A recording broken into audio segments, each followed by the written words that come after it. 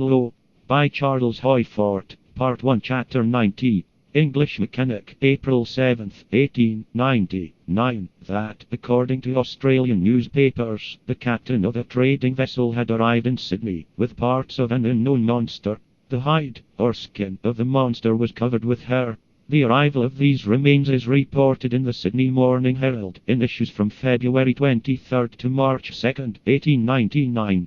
It is said that, according to Captain Oliver, of the trading ship Emu, he had found upon the beach of Suwarrow Island, the carcass of a two-headed monster. That is just a little too interesting. We find that the reporter who told this story dropped the most interesting part of it in his subsequent accounts, which were upon two skulls, a vertebra, and a rib bone. But he was determined to discredit the find, and told that the bones were obviously fossils, implying that the captain had invented the story of bodies of two animals that had recently been alive. When we come upon assurances that a mystery has been solved, we go on investigating. In the Sydney Daily Telegraph, February 28, it is said that an attempt to identify the bones as fossils had been refuted.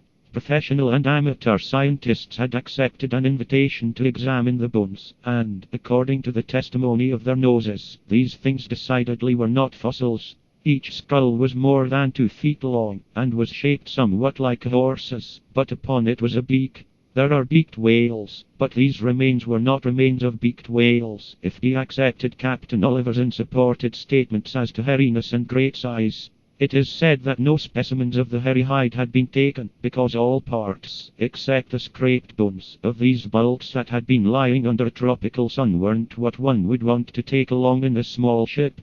According to Captain Oliver, one of the bodies was 60 feet long. The largest beaked whales are not known to exceed 30 feet in length. Mr. Waite, of the Australian Museum, examined the bones. He said that they were of beaked whales.